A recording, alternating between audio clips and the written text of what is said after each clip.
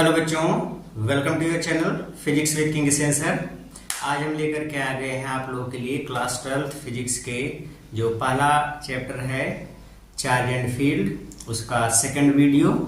First वाले video में हम लोगों ने इंट्रोडक्शन देखा था कि चार्ज क्या होता है, चार्ज से रिलेटेड कुछ बातें भी की थी। हमने लैंग्वेज भी अपना थोड़ा इंग्लिश में बोलने की कोशिश की थी, बट बाद में ये चीज़ समझ में आ गई कि अपनी भाषा में समझाया जाए चीज़ें ज़्यादा बेटर होंगी, बच्चे समझ लें, वो ज़्यादा मैटर करता है। लैंग्वेज बहुत स्पेसिफिक चीज़ नहीं है कि हाँ आप ठीक है, जो बच्चे हैं भाई इंडिया है तो यूपी बोर्ड वाले भी हैं, हिंदी तो सभी लोग लगभग ज़्यादातर लोग समझ लेते हैं, तो हिंदी में ही कोशिश करते हैं। और जो क्वेश्चन होंगे वो इंग्लिश में होंगे, उसको हम समझाते रहेंगे, उसके लिए परेशान होने की ज़रूरत नहीं है। ओके बच्चों, चार्ज में हम लोगों ने एक चीज़ ये देखा था कि जो चार्ज होते हैं अगर सेम लाइक चार्जेस हैं तो एक दूसरे को अट्रैक्ट करते हैं, और अनलाइक चार्जेस हैं तो रिपेल करते हैं। लाइक चार्जेस मीन्स समान आवेश है, समान प्रकृति के। अगर दो आवेश हैं, दोनों प्लस प्लस हैं, तो एक दूसरे को रिपेल करेंगे, प्रतिकर्षित करेंगे। माइनस माइनस है तो प्रतिकर्षित करेंगे, और एक प्लस और एक माइनस है तो दोनों एक दूसरे को अट्रैक्ट करते हैं। यहाँ तक बातें हम लोग कर चुके थे।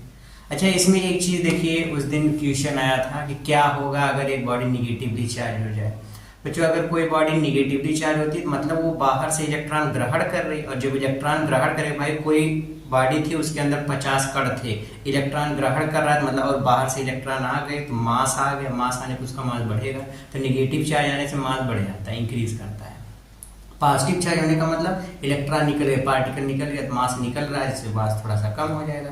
तो बॉडी अगर पॉजिटिव चार्ज है तो उसका मास डिक्रीज करता है, निगेटिव चार्ज है तो उसका मास इंक्रीज करता है। ओके, इतनी सी चीज़ है, ठीक है। तो ये इतनी सी चीज़ अभी तक हम लोगों ने सीखा। ओके, अब जहाँ तक बात है, अब रही बात आगे पढ़ने की, तो आज का जो हम लोगों का टॉपिक है वो है इलेक्ट्रोस्टैटिक फोर्स की कैलकुलेशन करना। बच्चों, दो चार्ज के बीच फोर्स लगता है, सेम है, लाइक चार्जेस हैं तो वो दोनों एक दूसरे को रिपेल करते हैं, अनलाइक हैं तो अट्रैक्ट करते हैं। ठीक है, लाइक मतलब समान प्रवृत्ति के, समान प्रकृति के, प्लस प्लस या माइनस माइनस। अनलाइक मतलब एक प्लस और एक माइनस। तो like charges repel, unlike charges attract करते हैं। ये चीज तो हमको पता है, लेकिन कितने फोर्स से अट्रैक्ट करती हैं, कितने फोर्स से रिपेल करते हैं, इस चीज के बारे में हमको नहीं पता। ये चीज सबसे पहले कैलकुलेट किया था, या इसकी गणना करने के लिए सबसे पहले रूल बताया था कूलाम ने। कूलाम एक साइंटिस्ट थे, उन्होंने क्या कहा, उन्होंने कहा कि अगर दो चार्ज पार्टिकल्स हैं तो उनके बीच फोर्स की कैलकुलेशन कैसे करेंगे। इस बात को ध्यान से समझिए। देखो, मान लो कि एक चार्ज यहाँ पर रखा गया है Q1, और एक दूसरा चार्ज है जो इससे r डिस्टेंस पे है, वो है चार्ज Q2। अगर दो चार्ज एक दूसरे से r डिस्टेंस पे है तो दोनों एक दूसरे पर फोर्स लगाते हैं। मान लो दोनों प्लस प्लस है तो दोनों एक दूसरे को रिपेल कर रहे हैं। ये Q1 वाला इसको दूर धकेल रहा है, इसको दूर धकेल रहा है with the force of F। इनके बीच यह फोर्स लगा हुआ है। तो ये F की वैल्यू जो होती है अकॉर्डिंग टू कूलाम, ये डिपेंड करती है जो चार्ज है उनके मल्टीप्लिकेशन पे, क्वांटिटी ऑफ चार्ज पे। दो आवेशों के बीच लगने वाला जो इलेक्ट्रोस्टैटिक फोर्स होता है वो हमेशा चार्ज के मल्टीप्लिकेशन के डायरेक्टली प्रोपोर्शनेट होता है, और उनके बीच की डिस्टेंस के स्क्वायर के इनवर्सली प्रोपोर्शनेट होता है। That means F is inversely proportional to r square, या F is directly proportional to 1/r square. Okay, simple भाषा में बोलें, आवेशों के गुणनफल के अनुक्रमानुपाती और बीच की दूरी के वर्ग के व्युत्क्रमानुपाती होता है। ओके, अगर हम इन दोनों इक्वेशन को मिला करके लिखते हैं, दोनों इक्वेशन को मिला करके लिखते हैं तो ये होगा F is directly proportional to Q1 Q2 by r square, या F equals K into Q1 Q2 by r square. ये है, यहाँ पे जो K लिखा गया है ये एक कांस्टेंट है, ये ठीक है। ओके, तो दो चार्ज के बीच लगने वाला जो फोर्स होता है इलेक्ट्रोस्टैटिक फोर्स, वो किसके बराबर होता है, तो वो होता है F equals K Q1 Q2 by r square. यहाँ पे K कांस्टेंट है। थोड़ा सा हम बात कर लेते हैं K के बारे में, जो कांस्टेंट है K। बच्चों, K जो होता है ये होता है एक्चुअल में 1/4 pi epsilon not into K, इसके इक्वल होता है। ओके, यहाँ पे इस K को भी पहले हटा दें, पहले केवल इतना समझो, K की वैल्यू होती है 1/4 पाई एप्सिलॉन नॉट इतना। यहाँ पे 1/4πε0 में जो ε0 है इसको बोलते हैं permittivity, permittivity of free space, free space. ये परमिटिविटी ऑफ फ्री स्पेस है, निर्वात की वैद्युतशीलता कहलाती है। क्या कहलाती है? निर्वात की वैद्युतशीलता। ये निर्वात की वैद्युतशीलता है, परमिटिविटी ऑफ फ्री स्पेस है। ओके, इसकी वैल्यू होती है 8.85 इंटू 10⁻⁻12 और इसकी यूनिट है कूलाम स्क्वायर पर न्यूटन मीटर स्क्वायर। ये इतना है। Okay, permittivity of free space इसका कितना होता है वैल्यू? 8.85 इंटू 10⁻⁻12 कूलाम स्क्वायर पर न्यूटन मीटर स्क्वायर, इतना होता है। अगर हम इसका डायमेंशनल फार्मूला की बात करें, डायमेंशनल फार्मूला एप्सिलॉन, कूलाम को हम लोग दिखाएंगे AT, भाई चार्ज है तो A²T², न्यूटन बल का mL⁻², और मीटर स्क्वायर का L²।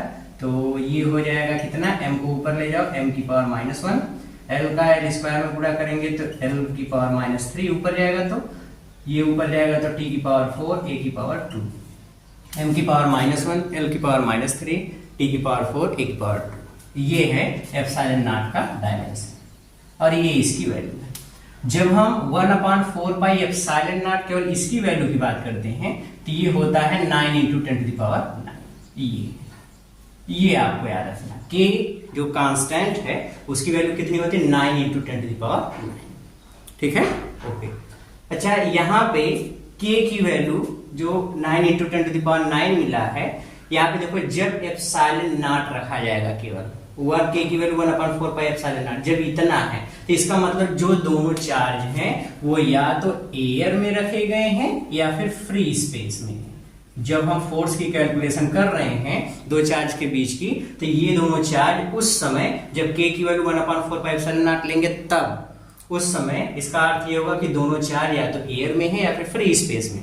अगर एयर या फ्री स्पेस के अलावा कोई मीडियम है, अगर एयर या फ्री स्पेस के अलावा कोई मीडियम है, तो उस स्थिति में जो के होता है, कांस्टेंट होता है, उसकी वैल्यू 1/4πε0 इंटू के, एक स्मॉल के यहाँ पे जुड़ जाता है। या अगर हम इस कांस्टेंट को के मान ले, स्मॉल के इसको मान ले, तो इसको हम कैपिटल के मान सकते हैं। ये कांस्टेंट है। अब इस कांस्टेंट में यहाँ पर भी एक के आता है, दोनों के अलग अलग है। ठीक है, ये कांस्टेंट ये पूरा को दिखा रहा है और ये अलग चीज है। यहाँ पे ये जो वैल्यू आती है, यहाँ पे जो ये के की वैल्यू यहाँ वाली आई है, इस के को हम लोग बोलते हैं माध्यम का परावैद्युतांक, dielectric constant, dielectric constant, dielectric constant of medium. Okay, तो ये डाइलेक्ट्रिक कांस्टेंट है। इसके बारे में और ज्यादा जानना हो तो सर्च करेंगे क्लास 12 फिजिक्स। ये पूरी सीरीज कम से कम 15 वीडियो की आपको इलेक्ट्रोस्टैटिक्स पे हिंदी मीडियम में पहले से ये अवेलेबल है यूट्यूब पे, हमारे चैनल पे। वहां पे आप जाके देखेंगे तो के की वैल्यू की कैसे कैलकुलेट की गई, कहाँ से आता है यूनिट, सारी चीजें, डाइलेक्ट्रिक कांस्टेंट क्या होता है, सब कुछ वहां पे आपको डिटेल मिलेगा।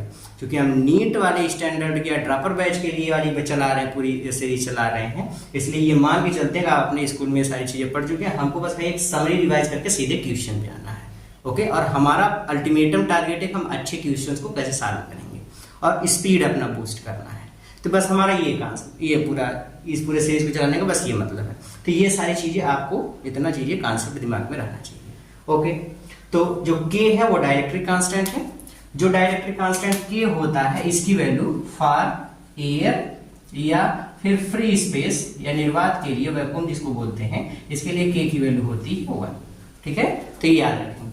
अच्छा, डाइलेक्ट्रिक कांस्टेंट जैसे मान लो इसी में फोर्स की कैलकुलेशन, अब देखो जब अगर कोई मीडियम है, मतलब अगर किसी मीडियम में मान लो वाटर है या कोई दूसरा मीडियम आ गया, इसमें अगर दो चार्ज रखे गए हैं Q1 Q2, इनके बीच की डिस्टेंस R है, तो इनके बीच जो फोर्स का फार्मूला लगेगा वो होगा 1/4πε0 K into Q1 Q2 by R²। तो यहाँ पे K से डिवाइड कर देंगे। ठीक है, मतलब जो फोर्स होगा, अगर मान लो हम इस चीज को यहाँ पे लिख रहे हैं, अगर मान लो कि दो चार्ज पहले एयर में रखे गए थे, ये है Q1, ये है Q2, इनके बीच की डिस्टेंस है R, इनके बीच इस समय फोर्स लग रहा है एयर में F। हम सेम डिस्टेंस पर सेम चार्ज को लेकर के चले आते हैं किसी मीडियम में, इस मीडियम में लेकर के चले, इस मीडियम का डाइलेक्ट्रिक कांस्टेंट है K, इसमें Q1 चार्ज, ये वाला चार्ज है Q1, ये वाला चार्ज है Q2, डिस्टेंस अभी भी आ रही है, इनके बीच अब फोर्स है F डैश। तो F डैश की वैल्यू निकालेंगे, यहाँ पे F की वैल्यू किसके बराबर है 1/K Q1 Q2 by are square, जब एयर में है तो K की value 1/4 pi epsilon not into Q1 Q2 by are square, इतना है। अब यहाँ पे K Q1 Q2 by are square, लेकिन मीडियम में आ गया तो अब K की value 1/4 pi epsilon not into K into Q1 Q2 by are square. Okay, तो F इक्वल्स, हम इसको इस तरीके से लिखे 1/K कर लें और 1/4 pi epsilon not into Q1 Q2 by are square. Okay, अब 1/4 pi epsilon not Q1 Q2 by are square, इस पूरे की वैल्यू किसके बराबर है F के, तो अब मान लेते हैं यहाँ पे फोर्स F डैश है, तो F dash equals 1/K times of F, या F डैश इक्वल्स F/K। मतलब अगर हम दो चार्ज को वैक्यूम में रखे हैं, निर्वात में हैं, और उन दोनों चार्ज को निर्वात से फिर लेकर के चले आते हैं किसी मीडियम में उतने ही डिस्टेंस पे, तो फोर्स K टाइम्स कम हो जाता है, K टाइम्स कम हो जाता है, K टाइम्स कम हो जाता है, इसका मतलब क्या है कि फोर्स घट जाता है। ठीक है, ओके, तो इस तरीके से हम लोग फोर्स की कैलकुलेशन करते हैं। एक बार फिर से बस सारी चीजों को जल्दी जल्दी रिवाइज कर लूं। देखो, दो चार्ज के बीच फोर्स लगता है, इस फोर्स की कैलकुलेशन के लिए कूलाम ने एक रूल बताया। कूलाम ने क्या रूल बताया कि अगर दो चार्ज हैं एक दूसरे से r डिस्टेंस पे हैं, चार्ज Q1 और Q2 है, तो उनके बीच फोर्स लगेगा। उस फोर्स की कैलकुलेशन हम लोग करते हैं F equals K Q1 Q2 by are square से। यहाँ पे K कांस्टेंट है, K की वैल्यू होती है 1/4 पाई एप्सिलॉन नॉट, इसकी वैल्यू आती है 9 × 10⁹, और जहाँ पे एप्सिलॉन नॉट ये जो लिखा गया ये परमिटिविटी ऑफ फ्री स्पेस को दिखाता है। परमिटिविटी ऑफ फ्री स्पेस की वैल्यू एप्सिलॉन नॉट की वैल्यू 8.85 × 10⁻12 कूलम स्क्वायर पर न्यूटन मीटर स्क्वायर इतना होता है। और डायमेंशनल फार्मूला जो है एप्सिलॉन नॉट का, इसको कैलकुलेट करेंगे जितना मिलेगा। अगर दो चार्ज एयर या फ्री स्पेस में है तो फोर्स की कैलकुलेशन हम लोग करते हैं, तो उस समय कांस्टेंट K के स्थान पे ये वाली वैल्यू लेना है। अगर किसी डाइलेक्ट्रिक मीडियम में है, जिसमें मीडियम का डाइलेक्ट्रिक कांस्टेंट K है, तो ऐसी स्थिति में फोर्स का कैलकुलेशन करते समय K की value 1/4 pi epsilon not K लेना है, इतना। और एयर या फ्री स्पेस के लिए K की वैल्यू 1 होती है। अच्छा, मीडियम में आ गए, पहले एयर में थे अब मीडियम में चले आए, तो फोर्स कितना हो जाता है, तो F में जो डाइलेक्ट्रिक कांस्टेंट है मीडियम का उससे भाग कर दो, तो जो बचता है वही मीडियम में फोर्स होता है। तो इस तरीके से एक छोटा सा इंफॉर्मेशन हमको मिला फोर्स के बारे में कि फोर्स कैसे कैलकुलेट करना है। ओके, अब देखो इस पे हम लोग एक छोटा सा एग्जांपल लेते हैं, एक छोटा सा सवाल समझते हैं।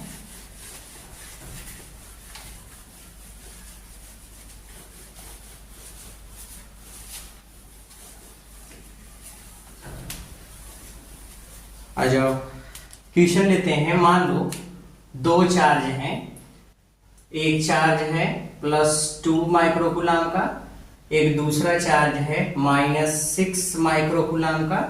दोनों चार्ज एक दूसरे से 3 मीटर की डिस्टेंस पे हैं। इनके बीच पूछा गया कितना फोर्स लगेगा, और ये अगर मीडियम नहीं दिया है, तो हमेशा समझेंगे एयर में रखा गया या फिर फ्री स्पेस में। अगर मीडियम दिया गया है तो फिर यूज करेंगे, नहीं दिया तो ऐसे सीधे। ठीक है, ओके। तो यहाँ पे अब फोर्स की कैलकुलेशन करना है, तो फोर्स के लिए according to Coulomb's law K Q1 Q2 by are square, ये फार्मूला है। तो F इक्वल्स K की वैल्यू 9 × 10⁹ इंटू Q1 2 माइक्रोकूलम, मतलब 2 × 10⁻6 कूलम, इंटू Q2 की value 6 × 10⁻6 coulomb, divide by R की वैल्यू 3 मीटर, 3 का स्क्वायर 9।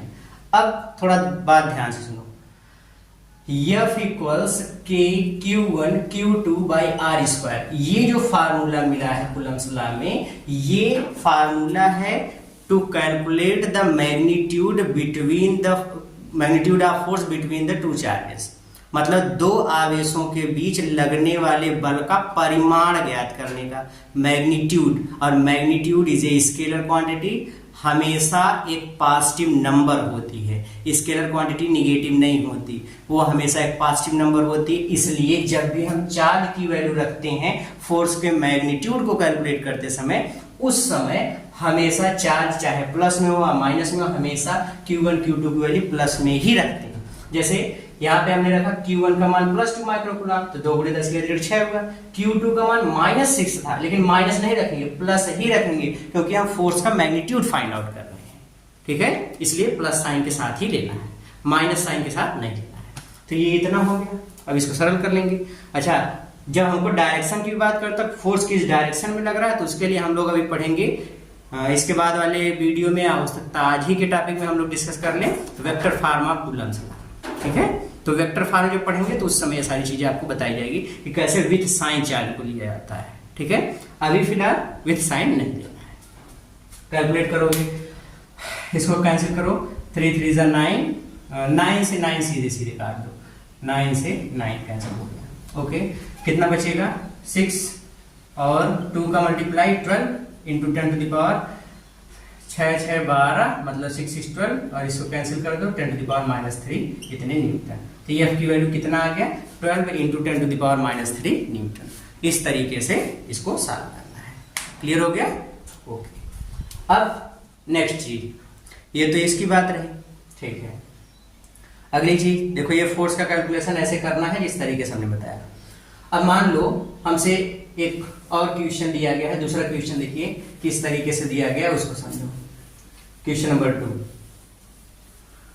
बच्चों, इसके बाद जो अभी बूस्टर डोज वाली क्लास चलेगी उसमें खूब अच्छे अच्छे न्यूमेरिकल आपके दिए गए हैं, एक बहुत अच्छे, क्योंकि सब नीट लेवल का है। कुछ क्वेश्चन हो सकते हैं नीट के ही पूछे गए हों, उसमें दिया रहेगा, इसमें ईयर करके किस साल में आए, ये सारी चीजें दी गई हैं। उस वाले क्वेश्चन को सॉल्व करने के लिए विदाउट कॉपी पेन नहीं बैठेंगे, कॉपी और पेन ले करके ही बैठेंगे, और जैसे ही क्वेश्चन आया आप सॉल्व करना शुरू कर देंगे। ऑप्शन को तुरंत कमेंट में करें कौन सा सही है, नहीं आता तो फिर वीडियो तो सॉल्व किया ही जा रहा है, वीडियो में सोल्यूशन दिया जा रहा है, उसमें डाल कर लो कहाँ पे गलत हो रहा है। Okay, but work hard. ठीक है, गो अहेड, एकदम मेहनत से कंटिन्यू लगे रहिए। ओके, तो आते हैं एक दूसरा क्वेश्चन लेते हैं। कहा गया 2 चार्ज है, देयर आर 2 चार्ज, एक चार्ज है +1 माइक्रोकूलम का, एक और चार्ज है ये है -3 माइक्रोकूलम का। ये दोनों चार्ज एक दूसरे से 2 मीटर की डिस्टेंस पे हैं, 2 मीटर की डिस्टेंस पे रखे गए हैं। इस बार इन दोनों चार्ज को रखा गया है एक ऐसे मीडियम में जिस मीडियम का डाइलेक्ट्रिक कांस्टेंट है 3। कितना है 3। आपसे पूछा गया बताओ फोर्स कितना काम कर रहा है, इन दोनों चार्ज के बीच कितना फोर्स लग रहा है। तो अब अगर मीडियम में दोनों रखे गए तो मीडियम में रखने के बाद फोर्स का कैलकुलेशन कैसे करते हैं, F इक्वल्स, अब देखो मीडियम में अगर चार्ज आ गया तो ऐसी स्थिति में फोर्स की कैलकुलेशन करते हैं कि अब फार्मूला हम ऐसे लगाएंगे, ध्यान से देखो, फार्मूला लगाते समय ये हो जाएगा 1/4 pi epsilon not into K Q1 Q2/r², ये फार्मूला है। अब इसमें इसकी वैल्यू, यही तो K की वैल्यू होती है, और इसकी वैल्यू कितनी होती है 9 × 10⁻⁹। ओके, इंटू Q1 कितना 1 माइक्रोकूलम, मतलब 1 × 10⁻⁶। Q2 क्या है -3 माइक्रोकूलम, मतलब 3 × 10⁻⁶, डिवाइड बाई r²।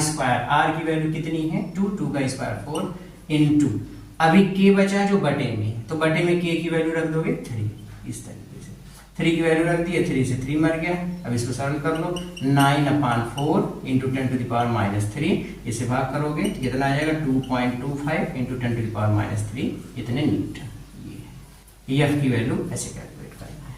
ठीक है, तो F की वैल्यू कैलकुलेट करते समय ये तरीका आपको पता होना चाहिए, इस तरीके से F की वैल्यू कैलकुलेट करना है। सीधी सी चीज है, एकदम आसान सी भाषा में। अगर K की वैल्यू दे दिया डाइलेक्ट्रिक कांस्टेंट, तो आप सीधे सीधे यही फार्मूला लगा सकते हो, F बराबर K Q1 Q2/r²। पूरा कैलकुलेट करो, जो मान आता है उसमें बस K से भाग कर दो। F की जो वैल्यू आती है F' निकालना, तो F में K से भाग कर दो बस। ये जो फोर्स है मीडियम में लगने वाला फोर्स है, ये जो फोर्स है ये एयर या फ्री स्पेस में लगने वाला फोर्स है, ये पता चल गया तो K से डिवाइड कर दो, F' मिल जाएगा। क्लियर हो गया? हाँ, ठीक है, ओके, क्लियर हो गया। तब इस तरीके से इसको लगाना है। ठीक है, ये तो रहा सिंपल सा कैलकुलेशन, इस तरीके से हमको फोर्स की कैलकुलेशन करना है। अब आ जाते हैं कि फोर्स में कुछ स्पेशल चीजें क्या हैं, मतलब फोर्स के कैलकुलेशन में कुछ इंपॉर्टेंट बातें, इसमें हम दो बॉडी को आपस में टच में ले आते हैं, कनेक्ट कर देते हैं, ऐसी सारी चीजें हैं। ये सारी चीजें ध्यान से सुनो। मान लो पहले तो एडिशनल चार्ज, जब हम बात करते हैं फोर्स के कैलकुलेशन में, हम पहला केस डिस्कस करने जा रहे हैं जिसमें बॉडी को एडिशनल चार्ज दे दिया जाए। एडिशनल चार्ज का मतलब ये है, एक बॉडी थी, इसके पास मान लो -2 माइक्रोकूलम चार्ज था, एक बॉडी थी, इसके पास चार्ज था 4 माइक्रोकूलम। हम दोनों को एडिशनल चार्ज प्रोवाइड कर देते हैं, एडिशनल चार्ज दे देते हैं, और एडिशनल चार्ज की वैल्यू है +2 माइक्रोकूलम। अब इसका क्या अर्थ हुआ, what is mean by that?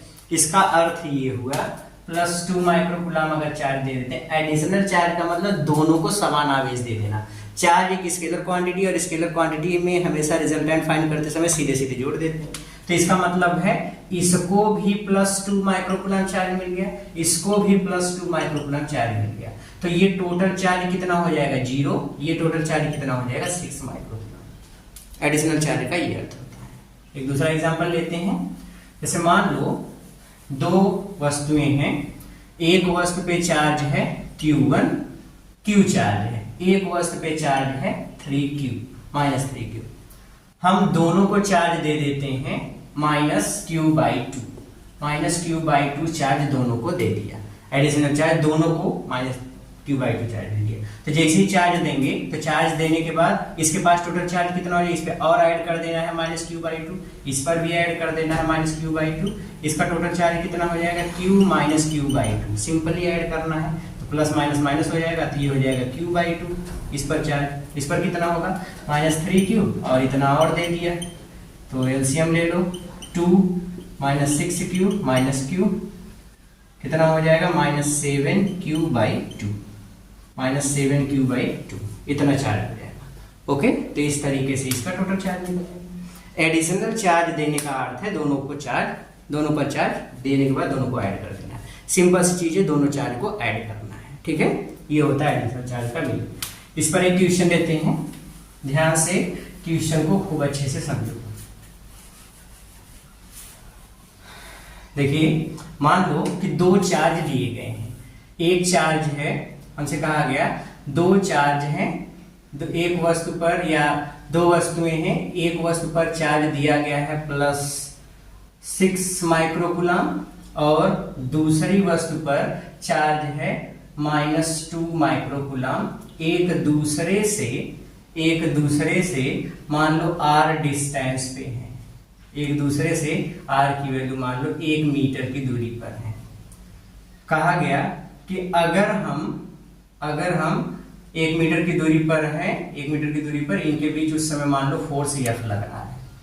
फिर से सुनो, दो वस्तुएं, इन पर आवेश है 6 माइक्रोकूलम -2 माइक्रोकूलम, परस्पर 1 मीटर की दूरी पर है। जब 1 मीटर की दूरी पर है तो इन पर फोर्स F लग रहा है। हम अगर इन दोनों को एडिशनल चार्ज, मतलब थोड़ा सा चार्ज दे देते हैं बाहर से, दोनों को सेम क्वांटिटी में, मान लो एडिशनल चार्ज हमने दे दिया +3 माइक्रोकूलम, 3 माइक्रोकूलम इसको भी, 3 माइक्रोकूलम इसको भी, तो इस पर कितना चार्ज आ जाएगा 6 3 9 माइक्रोकूलम। इसमें -2 में +3 जोड़ दोगे तो कितना हो जाएगा 1 माइक्रोकूलम। दोनों को फिर से उतने ही डिस्टेंस पे रखा जाता है, 1 मीटर की दूरी पे। कहा गया अब बताओ फोर्स कितना हो जाएगा, दोनों के बीच कितना फोर्स काम करेगा, तो ये हमको ये F' फाइंड आउट करना है। तो इसके लिए एकदम सिंपल तरीका, शुरू में कितना फोर्स था, तो F की वैल्यू कैलकुलेट करो। F की वैल्यू कितना, K Q1 Q2/r², वैल्यू आप कैलकुलेट कर सकते हो। शुरू की वैल्यू चाहे मन कर निकालो या मत निकालो।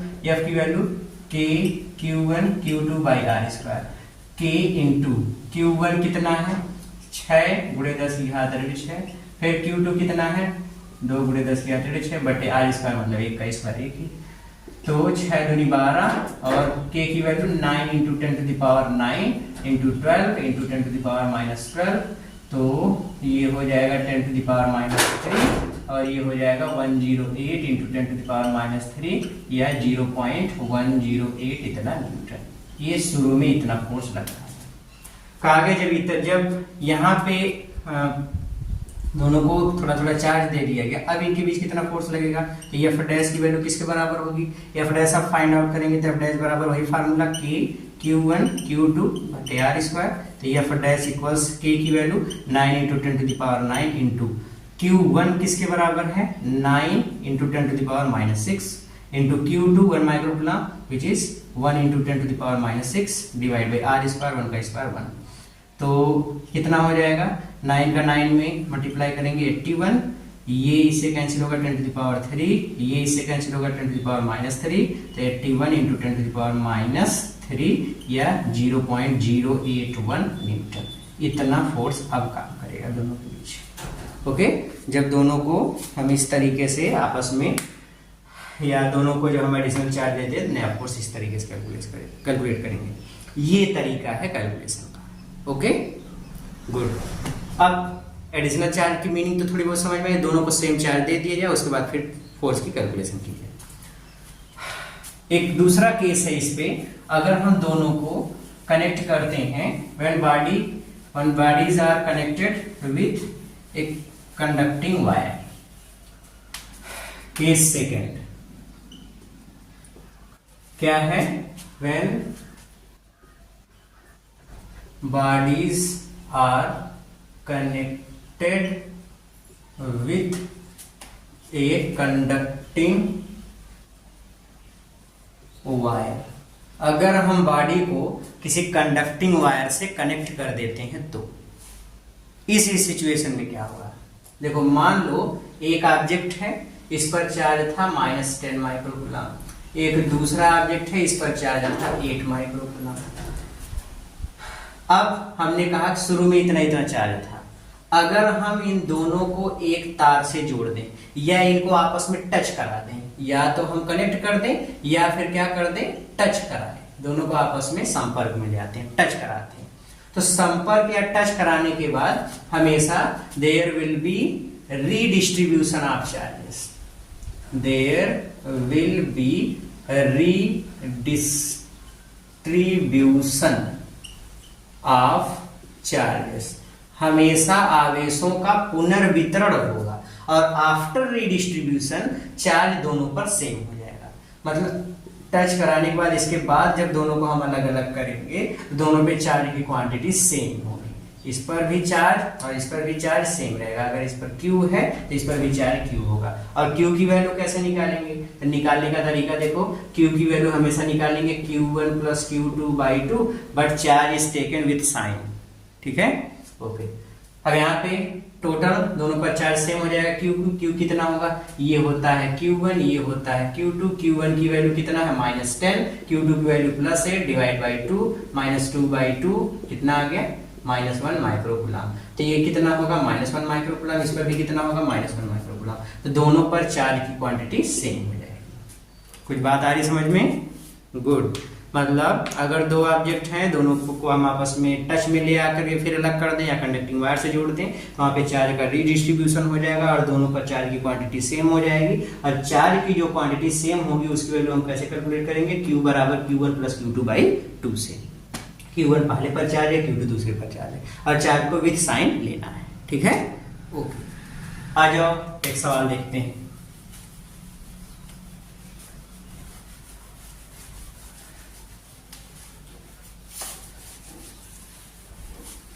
गर्मी, बड़ा गर्मी। ओके, आ जाइए लेते हैं एक एग्जाम्पल। खूबसूरत सा होता बदसूरत सा, कहते खूबसूरत सा है, कहने में क्या है। ओके, क्वेश्चन ये है, ध्यान से क्वेश्चन को सुनो। क्या है क्वेश्चन? क्वेश्चन ये है कि दो वस्तुएं थी, दो आइडेंटिकल बॉडीज थी। एक वस्तु पर चार्ज है Q, दूसरी वस्तु पर चार्ज है 2। ओके, ये दोनों एक दूसरे से r डिस्टेंस पे थी। जब दोनों एक दूसरे से r डिस्टेंस पे थी तो इनके बीच फोर्स लग रहा था F। कितना फोर्स लग रहा था F। कहा गया इनको आपस में टच करा करके, इनको आपस में टच कराया गया। टच, जैसे हम इन दोनों को आपस में टच कराते हैं, तो टच कराने के बाद फिर दोनों को अलग अलग कर दिया गया। दोनों को अलग अलग कर दिया गया उतने डिस्टेंस पे अभी भी। कहा गया अब बताओ इनके बीच कितना फोर्स लगेगा। ठीक है, अब फोर्स कितना हो जाएगा। तो शुरू में क्या फोर्स था, शुरू में फोर्स निकालते हैं। F equals K into Q1 की वैल्यू Q, Q2 की value 2Q divide by R square, that means 2K Q square by R square. इतना फोर्स शुरू में था। आफ्टर टचिंग, जब हम इन दोनों को आपस में टच करा देते हैं, charge will be same. So charge Q इस पर भी होगा, Q इस पर भी होगा। Q की value Q1 plus Q2 by 2। Q1 है Q, Q2 है 2Q बाई 2, दैट मीन्स कितना हो जाएगा 3Q बाई 2। तो वही इस पर भी होगा 3Q बाई 2। इतना चार्ज हो गया। अब नया force F dash. F dash किसके बराबर होगा, तो F डैश की वैल्यू कैसे फाइंड करेंगे, K इंटू Q1 Q2, तो Q1 Q2 दोनों सेम है। कितना है 3Q बाई 2 का whole square upon R square. So F dash equals ये हो जाएगा कितना 3 का square 9 upon 4 into K Q square by R square. Okay, ये हो गया इक्वेशन नंबर सेकेंड। अब आप क्या करो, इक्वेशन सेकेंड से फर्स्ट को डिवाइड कर दो। Second divided by first, so ये हो जाएगा F dash upon F equals F dash की value 9 upon 4 into K Q square by R square divide by ये कितना है 2 into K into Q square by R square. So this will be cancelled out. So this is equals 9 by 4 और ये भी divide हो रहा है, 2 से डिवाइड कर दो। तो 2 से डिवाइड कर देंगे, तो 2 से डिवाइड कर देने के बाद कितना हो जाएगा 9 by 8। F dash upon F equals 9 by 8। So F dash equals 9 by 8 times of F। मतलब फोर्स कितना हो जाएगा, नया फोर्स कितना हो जाएगा, जो पहले फोर्स था उसका 9 by 8 times. So this will process, ये प्रोसेस है जिससे हम लोग कैलकुलेट करेंगे। ये तरीका है, इसमें अच्छे अच्छे क्वेश्चन भी आते हैं, बहुत क्वेश्चन पूछे जाते हैं। ये तो हमने एकदम बेसिक सी चीज बताई, इस तरीके से प्रोसेस समझा दिया। अब आते हैं एक्सरसाइज पे। आज के वीडियो में बहुत ज़्यादा चीज़ें हम लोग इसके आगे नहीं सीखने वाले हैं। नेक्स्ट वीडियो में हम लेकर के आएंगे आपके लिए, या कल की क्लास में हम आपके लिए लेकर के आएंगे vector form of Coulomb's law. Important है, वेरी इंपॉर्टेंट। इस पर क्वेश्चन भी आप देखेंगे, जेईई में भी पिछले साल क्वेश्चन आया था। तो वेरी इंपॉर्टेंट, कैसे हम लोग वेक्टर फॉर्म में फोर्स की कैलकुलेशन करेंगे, वेक्टर फॉर्म क्या होता है, ये सारी चीज़ों को थोड़ा समझेंगे और फिर सवाल पे आएंगे। आज के जितने टॉपिक समझे हैं उस टॉपिक को हम लोग सरल करते हैं। अब टॉपिक को सरल करने का मतलब है टॉपिक जितना समझे हैं उसके नॉलेज को बूस्ट करते हैं विद फ्यू एग्जांपल्स। अपना लेते हैं बूस्टर डोज। फर्स्ट वाले वीडियो में या हम लोग देखे थे उसमें बूस्टर डोज 1 था, इसमें बूस्टर डोज 2 चलेगा। सीखते हैं अच्छे से और माइंड को अपने चेक करते हैं कितना सीख पाए हैं। ओके, तो इसके बाद फिर वीडियो की एंडिंग भी हो जाएगी। तो बस आज की इस लाइव क्लास में बस इतना ही, फिर पढ़ेंगे हम लोग अगले वाले लेक्चर में। तो ठीक है, पढ़ते रहिए, मेहनत करते रहिए। All the very very very best. Hello बच्चों, so this time is to take a brain test whatever we have studies. तो जो कुछ भी अभी तक सीखे हैं उसको एक ब्रेन टेस्ट लेने का उसका टाइम है। तो आइए चलते हैं, लेते हैं अपने इस वाले एक्सरसाइज में बूस्टर डोज 02, बूस्टर डोज 01 हम लोग फर्स्ट वीडियो में देख चुके थे, तो इसका सेकंड डोज है। आइए लेते हैं हम लोग और देखते हैं पहला क्वेश्चन क्या है। सब बच्चे अपना कॉपी पेन लेकर के रेडी हो जाएं और क्वेश्चन को अटेम्प्ट करना शुरू करें। इसके आंसर को सॉल्व करने के बाद आप इसके आंसर को कमेंट में बताएंगे। क्या है, nucleus 92 uranium 238 emits alpha particle. ये अल्फा है, alpha particle which is heliums nucleus. At any instant a alpha particle is at distance of 9 into 10 to the power minus 15 meter from the center of nucleus of uranium. What is the force on alpha particle at this instant? आपसे कहा गया कि एक uranium था, वो alpha particle निकालता है। अब यूरेनियम है बच्चों, यूरेनियम 92 to 38। जब ये एक अल्फा पार्टिकल इमिट करता है तो जो नया एलिमेंट बचता है, उस नया एलिमेंट के एटॉमिक नंबर में 2 की कमी हो जाती है, बचेगा उसका एटॉमिक नंबर 90। और एक अगर कोई एटम है जिसके पास एक प्रोटॉन है तो उस पर 1e के बराबर चार्ज होता है उसके न्यूक्लियस पे, 2 प्रोटॉन है तो 2e के बराबर। इसमें 90 प्रोटॉन है तो 90e के बराबर चार्ज होगा। और ये एक अल्फा पार्टिकल निकलता है तो एक अल्फा पार्टिकल यहाँ पे है, अल्फा पार्टिकल पे चार्ज होता है 2e के बराबर, ये चार्ज है। इनके बीच की डिस्टेंस, इसी क्षण जो ये इमिट हो रहा अल्फा पार्टिकल, ये है कितने डिस्टेंस पर, 9 into 10 to the power minus 15 metre, इतने डिस्टेंस पे अल्फा पार्टिकल है। आगे इनके बीच में कितना फोर्स लगेगा ये हमको फाइंड आउट करना है। सो फोर्स की कैलकुलेशन कैसे होती है, तो फोर्स की कैलकुलेशन हम करते हैं बच्चों, आ जाइए। फोर्स की कैलकुलेशन हम लोग करते हैं फार्मूला F बराबर के Q1 Q2 by are square, इस फार्मूले से। सो F इक्वल्स के की वैल्यू कितनी है, 9 into 10 to the power 9 into Q1 कितना है 90e, 90 इंटू e की value 1.6 into 10 to the power minus 19, फिर मल्टीप्लाइड बाई Q2 2e है तो 2 into 1.6 into 10 to the power minus 19, फिर divide by are square, are की वैल्यू इतनी, इसका स्क्वायर कर दो 81 into 10 to the power minus 30। Okay, तो ये इससे कैंसिल हो जाएगा, 9 1 9 हो जाएगा 9, 9 1 9, ये हो जाएगा 10।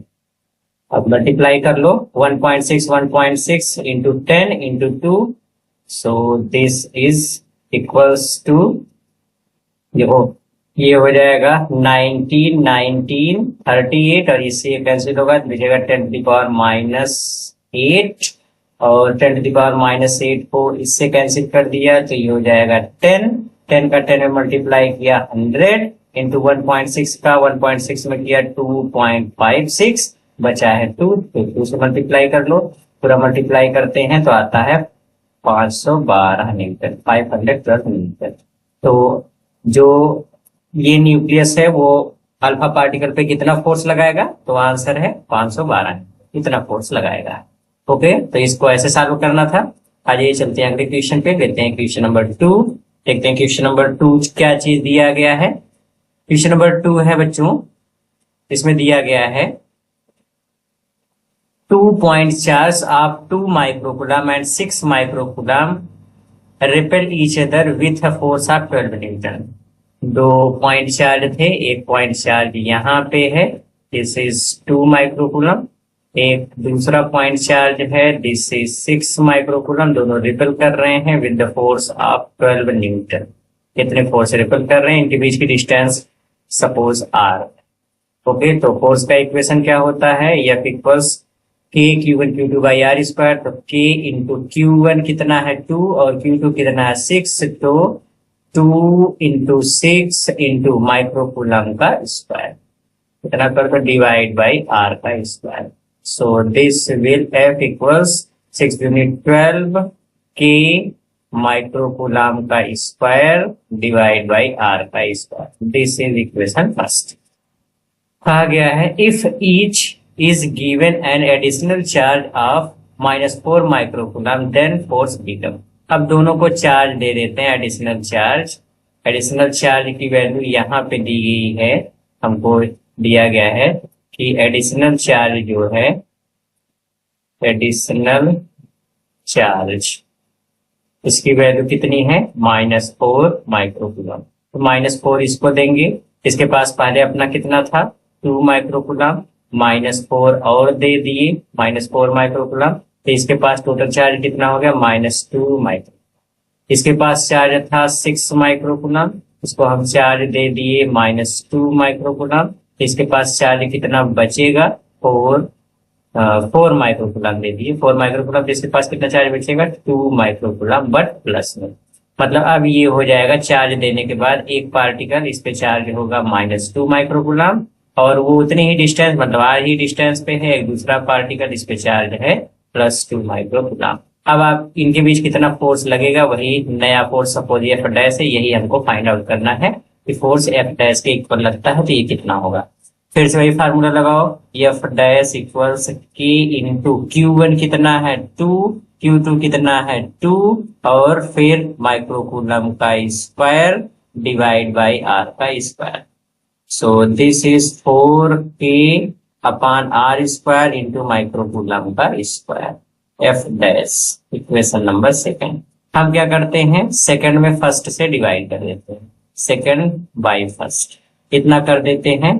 तो F dash upon F equals कितना है, एफ डैश की वैल्यू 4k माइक्रोकूलम का square divide by are square, ये हो जाएगा इनटू, जब एफ की वैल्यू रखेंगे तो उलट करके गुणा हो जाएगा, तो ये हो जाएगा आर स्क्वायर डिवाइड बाई कितना मिलेगा 12k माइक्रोकूलम का स्क्वायर और फिर यहाँ पे आर स्क्वायर से आर स्क्वायर कैंसिल, के से के कैंसिल, माइक्रोकूलम स्क्वायर से माइक्रोकूलम स्क्वायर कैंसिल, ये कैंसिल होगा 4 1 4 4 3 12 कितना। सो ये हो जाएगा F dash is equals F by 3, F का इधर मल्टीप्लाई कर लेंगे तो F by 3, F dash equals what is F, F की वैल्यू कितनी थी, शुरू में कितना फोर्स लग रहा था, एफ की वैल्यू यहाँ पे दी गई है 12 न्यूटन, कितनी थी शुरू में 12 न्यूटन। तो यहाँ पे देख रहे हैं कि एफ की वैल्यू दी गई थी शुरू में 12 न्यूटन, यही वाली वैल्यू यहाँ पे रख दो, ये हो जाएगा 12 अपॉन 3, दिस इज 4, तो एफ डैश इक्वल्स 4 न्यूटन। तो मतलब कितना फोर्स लगेगा 4 न्यूटन का। तो कौन सा ऑप्शन सही होगा 4 न्यूटन। अब कौन सा है अट्रैक्टिव रिपल्सिव, तो देखो एक निगेटिव चार्ज एक पॉजिटिव चार्ज है, so this is force of attraction, तो अट्रैक्टिव फोर्स लगेगा। Okay, so this is how we solve this question. इस तरीके से इसको सॉल्व करना था। Okay, let us see the next question, question number 3। Question number 3 क्या कह रहा है, आज ये देखते हैं क्वेश्चन नंबर 3 को। क्वेश्चन नंबर 3 क्या है, क्वेश्चन नंबर 3 में है बच्चों लिखा है 2 identical small conducting spheres carry charge Q1 and Q2 with Q1 is much greater than Q2. The charges are d distance apart. The force they exert on one another is F1. The spheres are made to touch one another and then separated to distance d apart. The force they exert on one another now is F2. Then F1 upon F2 is. हमसे क्या चीज कहा है, हम उस चीज को समझने की कोशिश करें। हमसे ये कहा गया है कि 2 आइडेंटिकल स्फीयर्स थे, एक ये है एकदम एक जैसे, ये एक स्फीयर पे चार्ज है Q1, एक पर चार्ज है Q2 और एक चीज कंडीशन के साथ है कि Q1 is very greater than Q। ये है मतलब ये हुआ कि टाइम आने पर हम Q2 को अज्यूम कर सकते हैं नियरली अबाउट 0 इसके इक्वल। ओके, ये चीज हम लोग अज्यूम कर सकते हैं क्योंकि Q2 बहुत ही छोटा है Q1 के। दोनों चार्ज एक दूसरे से d डिस्टेंस पे थे। कहा गया शुरू में इनके बीच फोर्स लग रहा था F1। कितना फोर्स लग रहा था F1।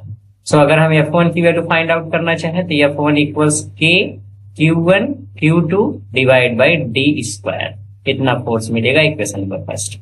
कहा गया the spheres are made to touch one another. अब इनको आपस में टच कराया जाता, टच कराने के बाद फिर सेपरेट कर दिया जाता।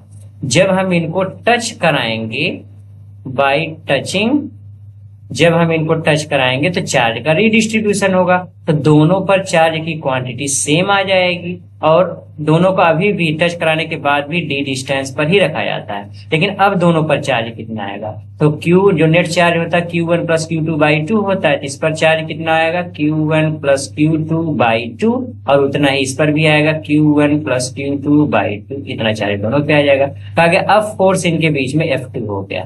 तो अगर हम F2 की वैल्यू कैलकुलेट करते हैं तो F2 कितना मिलेगा, सो F2 इज इक्वल्स, फार्मूला वही लगाना है K, अब Q1 Q2 के स्थान पे Q1 प्लस Q2 बाई 2, दोनों चार्ज उतना है तो whole square divide by d square.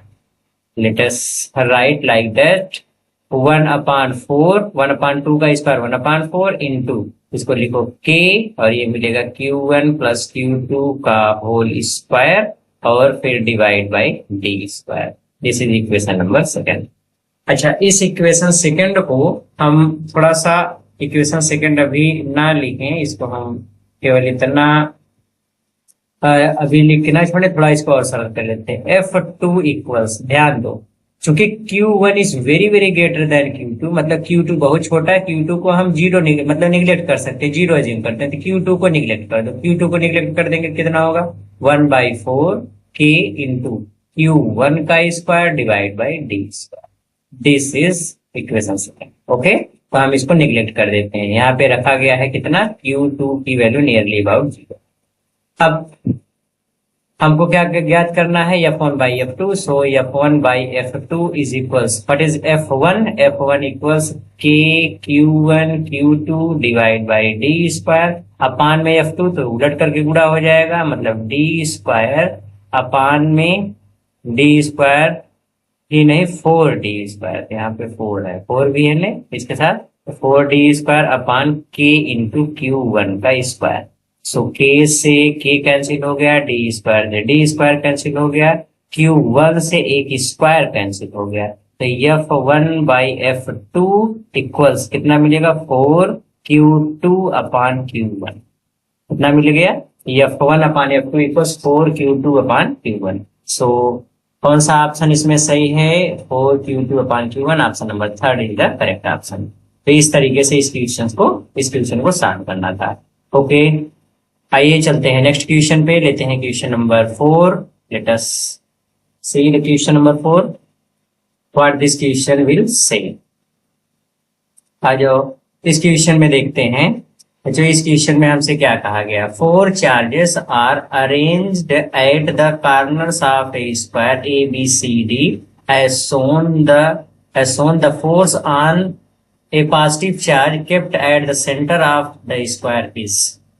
इधर काम करेगा हमसे, देखो 0 along the diagonal AC along the diagonal BC perpendicular to CD, हमसे ये चीज है डायरेक्शन की बात कर रहा है। थोड़ा सा लॉजिकली आपको सोचना है, थोड़ा दिमाग लगाओगे लॉजिकली तो फिर ये क्लियर लगेगा। पहले तो एक स्क्वायर बना दो, थोड़ा सा बड़ा सा बनाते हैं, क्लियर, ठीक है। ये एक स्क्वायर हो गया,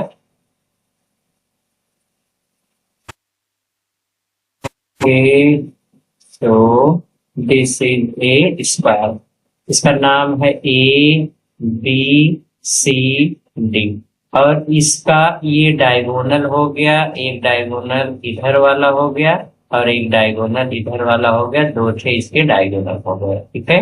ये है, तो डायगोनल इसके एक ये वाला है और एक ये वाला। इसके सेंटर पे कोई चार्ज रख दिया गया, सपोज +Q।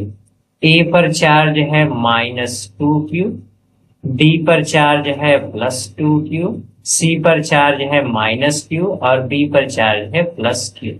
ओके, देखो स्क्वायर है तो ये सब डिस्टेंस एक दूसरे के इक्वल होंगे, मतलब बी से इस पॉइंट O जो सेंटर है उसकी डिस्टेंस, OC, OD, OA सब इक्वल है। जब डिस्टेंस इक्वल है तो इसका मतलब फोर्स खाली चार्ज की क्वांटिटी पर डिपेंड करेगा, क्योंकि जो डिस्टेंस आ रहा है वो तो कांस्टेंट हो चुका है। ओके, सो हमसे अब यहाँ पे फोर्स की देखते हैं, फोर्स की डायरेक्शन किधर से किधर होगी और कौन सा फोर्स ज्यादा होगा। देखो -2Q + Q को अपनी तरफ खींचेगा तो ये इस डायरेक्शन में खींचेगा।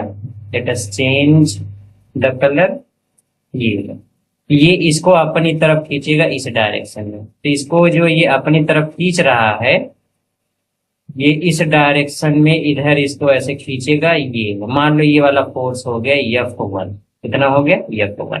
ओके, अब देखो ये F1 इधर हो गया, अब देखो -Q वाला +Q, ये देखो 2Q खींच रहा है और यहाँ -Q है खाली, मतलब ये वाला फोर्स ज्यादा है, F1 ज्यादा है, और -Q वाला जो C की तरफ है ये वाला +Q को -Q अपनी तरफ खींचेगा तो ये इधर फोर्स जाएगा इधर, ये वाला फोर्स है सपोज F2, इस डायरेक्शन में काम करेगा।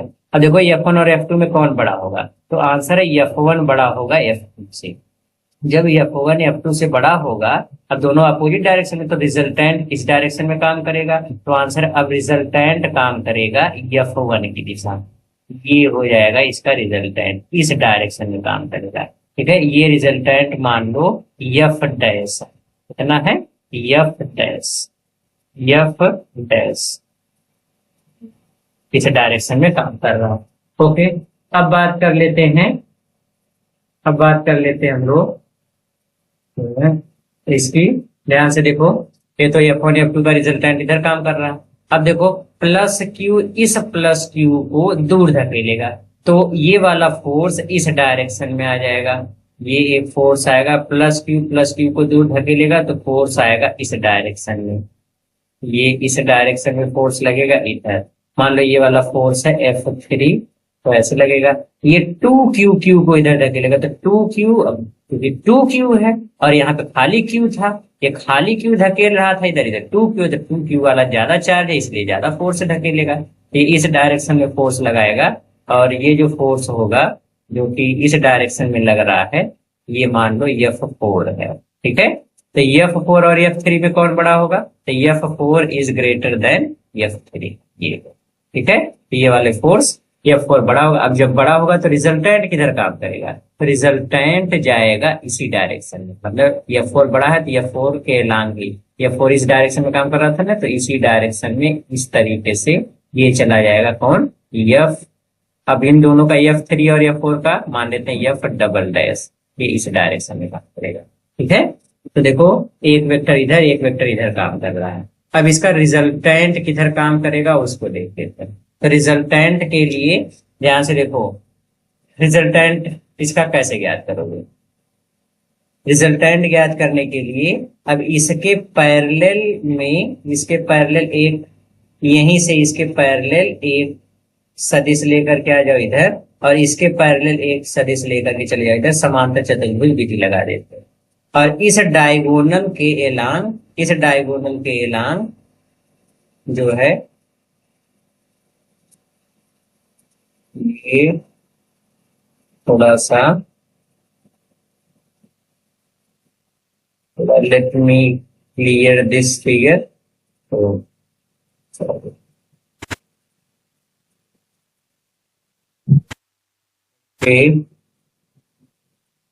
अब देखो इसके, इस वाले वेक्टर के पैरेलल ये हो गया। अब इस वाले वेक्टर के पैरेलल एक वेक्टर इधर बना दो, दिस इज द वेक्टर, और इसका ये जो डायगोनल, जो ये आसन्न बिंदु बन जाएगा, तो आसन्न बिंदु से होकर गुजरने वाला बीकर ही किसको दिखाता है, रिजल्टेंट को। तो रिजल्टेंट इधर काम करेगा। इसको अगर पीछे की तरफ बढ़ाएं तो ये इस CD पर परपेंडिकुलर है। कैसे है, 90 अंश का कोण बना हुआ है। तो अब जो हमसे क्वेश्चन में कहा गया, बच्चों ये नीट का क्वेश्चन है, इसमें हम देना भूल गए, बट ये पूछा गया क्वेश्चन है। ठीक है, ये 2020 में, हाँ 2020 में क्वेश्चन पूछा गया है नीट का, बड़ा इंपॉर्टेंट क्वेश्चन है। डायरेक्शन इसे पूछा गया है, 4 4 4 अरेंज द कॉर्नर, जो चीज दिया गया है, तो ये पूरा क्वेश्चन 2020 का था। तो इसमें हम देख रहे हैं रिजल्टेंट इस डायरेक्शन में काम करेगा। रिजल्टेंट अगर इधर काम कर रहा है तो इस डायरेक्शन को हम क्या बोलेंगे, देखो जीरो होगा फोर्स, नहीं, एलांग द डायगोनल AC के एलांग है, नहीं, BC के एलांग है, नहीं, परपेंडिकुलर टू CD के परपेंडिकुलर। अगर रिजल्टेंट इधर काम कर रहा है, इसको अगर हम पीछे की तरफ ऐसे बढ़ा दें, पीछे की तरफ बढ़ाने पर ये आ रहा है CD पर ऐसे लंबवत गिर रहा है, तो CD के परपेंडिकुलर होगा। तो कौन सा ऑप्शन सही होगा, option number D is the correct option.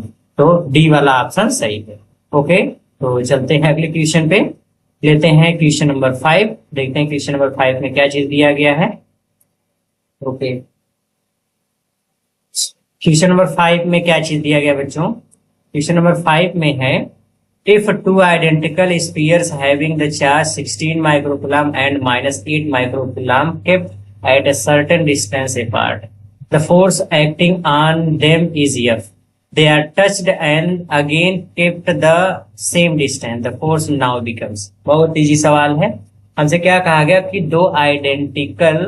there are two identical spheres having the charge 16 microcoulomb and -8 microcoulomb, and they are kept a certain distance. Let this distance is R.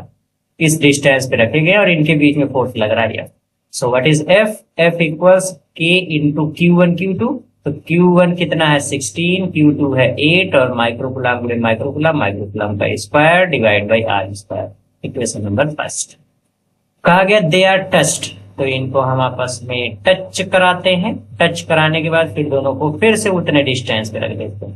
They are again kept at the same distance which is r. Now let us the force between them is f dash, but we have to find out. ये हमको find out करना है कि कितना ये force अब लग रहा है, यही हमको फाइंड आउट करना। ओके, अब जब टच हो गया तो अब दोनों पर चार्ज कितना हो जाएगा, तो चार्ज किसके बराबर होता है, चार्ज दोनों पे सेम हो जाएगा। Charge is q1 plus q2 by 2 and charge are taken with their signs, तो ये हो जाएगा q इक्वल्स q1 का साइन पॉजिटिव, q2 का साइन नेगेटिव, तो 16 minus 8 equals 8, 8/2 which is 4 microcoulomb. तो 4 माइक्रोकूलम का चार्ज इस पे भी आ गया, 4 माइक्रोकूलम का चार्ज इस पे भी आ गया, तो 4 और 4 दोनों पे चार्ज आ गए। अब आ गया, अब फोर्स कितना हो जाएगा, now force F dash equals, अब फोर्स एफ डैश हो जाता है तो एफ डैश किसके इक्वल होगा, एफ डैश इक्वल, फिर से फार्मूला लगाओ, k इंटू Q1 कितना है 4, Q2 कितना है 4 माइक्रोकूलम दोनों है, तो माइक्रोकूलम का square divide by are square. This is equation second. अब आप क्या करो, सेकंड को डिवाइड कर दो फर्स्ट से, तो फर्स्ट सेकंड को फर्स्ट से डिवाइड करते हैं, तो ये हो जाएगा F dash upon F equals, what is F dash, 16 into 16, 4 into 4, 4 into 4 into 60, 4 into 4 equal 16, 16 के माइक्रोकूलम का square divide by are square, फिर अपान में एफ करेंगे तो उलट करके गुणा हो जाएगा, एफ की वैल्यू जब बटे में उलट के गुणा हो जाए तो उलट करके गुणा करो, ये हो जाएगा r square divide by F की वैल्यू किसके बराबर है, के, ये हो जाएगा K, this is K into 16 into 8 into microcoulomb का स्क्वायर, ये है। तो यहाँ पे देखते हैं आर स्क्वायर कैंसिल हो गया, के से के कैंसिल हो गया, माइक्रोकूलम स्क्वायर से माइक्रोकूलम स्क्वायर कैंसिल हो गया, 16 से 16 कैंसिल हो गया। So F dash upon F equals 1/8, F का इधर मल्टीप्लाई कर लीजिए, so F dash equals F upon 8। तो अब दोनों के बीच में कितना फोर्स काम करेगा, f by 8, तो option number 1 is wrong, 2 is also wrong, 3 is the correct and 4 is also wrong, तो option number 3 is the correct answer. तो नया फोर्स कितना हो जाएगा, f by 8। Okay, this is how we have to solve this question. Okay, let us see the next question, question number 6। Question number 6 में क्या कहा गया है, क्वेश्चन नंबर 6 में कहा गया है, two charged particle having charge 2 into 10 to the power minus 8 coulomb each are joined by an insulating string of length 1 meter. The system is kept on a smooth horizontal table. What is the tension in this string? हमसे कहा गया कि एक table है, इस table पे एक कोई स्प्रिंग ऐसे रखी गई है, ये स्प्रिंग मूव कर सकती है और इसके दोनों एंड्स पे चार्ज रखे गए, एक चार्ज यहाँ पे, एक चार्ज यहाँ पे। ओके, और दोनों पे चार्ज की क्वांटिटी है 2 into 10 to the power minus 8 coulomb, इस पे भी है, इस पे भी चार्ज है 2 into 10 to the power minus 8 coulomb. अब जो दोनों लाइक चार्जेस हैं, सेम नेचर के चार्ज हैं, तो दोनों एक दूसरे को रिपेल करेंगे, ये इसको इधर धकेलेगा और ये इसको इधर धकेलेगा, तो इसके बीच में एक फोर्स लगेगा। जितना ज्यादा ये दोनों एक दूसरे को धकेलेंगे उतने ज्यादा स्प्रिंग फैलेगी, मतलब उतने ज्यादा स्प्रिंग में तनाव उत्पन्न होगा। सो जो टेंशन फोर्स है, suppose this tension is T, so this force is equals to electrostatic force that is F। Charge के बीच लगने वाला जो फोर्स होगा वही टेंशन फोर्स के बराबर होगा। जितना ज्यादा यहाँ पे फोर्स लगेगा, दोनों चार्ज एक दूसरे को जितना तेज धकेलेंगे, स्प्रिंग में उतने तनाव आएगा, तो T और F बराबर होंगे। सो T equals what is F? F equals K Q1 Q2 by R square. तो T equals K की value 9 into 10 to the power 9 into what is Q1? Q1 की वैल्यू किसके बराबर है? तो Q1 की वैल्यू आप लिखो किसके बराबर है, 2 into 10 to the power minus 8 into Q2 की value 2 into 10 to the power minus 8 divide by R square. R की वैल्यू कितनी है, तो इस स्ट्रिंग की लेंथ कितनी है, 1 मीटर। तो एक स्ट्रिंग है, मतलब डोरी है, तो स्प्रिंग समझ लिए, कोई बात नहीं, स्ट्रिंग या स्प्रिंग दोनों लगभग हुई है। तो इनके बीच की डिस्टेंस है 1 मीटर, तो आर की वैल्यू 1 मीटर, तो 1 का स्क्वायर 1 ही हो जाएगा। तो 10⁻⁻8 से ये कैंसिल हुआ 10, और 10 से इसको कैंसिल कर दो 10⁻⁻7। सो 2 2 ज़ा 4, 4 का 9 में 36 into 10⁻⁻7 which is equal 3.6 into 10⁻�6 Newton. तो कितना टेंशन फोर्स डेवलप हो जाएगा? तो आंसर है 3.6 इंटू 10⁻�6 न्यूटन। ये स्ट्रिंग है बच्चों, स्ट्रिंग मतलब डोरी होता है, हम पढ़ने में मिस्टेक करते हैं, स्प्रिंग समझ लिए, बट ट्यूशन का तरीका यही है, ठीक है। तो इसी तरीके से हाथ लगेगा, ठीक है, इतने न्यूटन का फोर्स लगेगा। तो कौन सा ऑप्शन सही है? Option number 1 is the correct answer. Okay, let us see the next question which is the last question of this section. Last question है इस सेक्शन का बच्चों।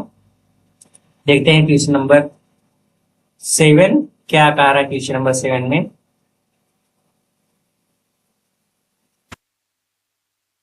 क्वेश्चन नंबर 7 में हमसे कहा है two identical small conducting spheres having charges of opposite sign attract each other with the force of 0.108 newton. दो identical sphere थे, एक स्फीयर ये है, इस पे चार्ज है सपोज Q1, ये पॉजिटिव है, एक दूसरा स्फीयर इस पे चार्ज है -Q2, और दोनों एक दूसरे से कुछ डिस्टेंस पे रखे गए हैं। Suppose this distance is R, और इस समय दोनों एक दूसरे को अट्रैक्ट करते हैं with the force of 0.108 Newton, इतने फोर्स है। तो अगर हम रिलेशन बनाना चाहें चार्ज और डिस्टेंस का, तो F का फार्मूला लगा दो। F इक्वल्स इसके होता है, F इक्वल्स होता है K Q1 Q2 बटे R स्क्वायर। सो यहां से मिल जाएगा F इक्वल्स, सॉरी F की वैल्यू पुटअप कर लेते हैं। F की वैल्यू पुटअप करते हैं, तो F की वैल्यू कितनी है? 0.108, दैट इज 108, दैट इज ये हो जाएगा इसके बराबर। थोड़ा सा पेन हमसे सही नहीं चल रही है, हाँ अब ठीक है, तो पेन कंफर्टेबल है। ओके, तो ये हो जाएगा 108 गुणे 10 की घात -3। देखो 0 पॉइंट इतने का मतलब पावर में बदलेंगे इतना। K की वैल्यू 9 इंटू 10⁻9,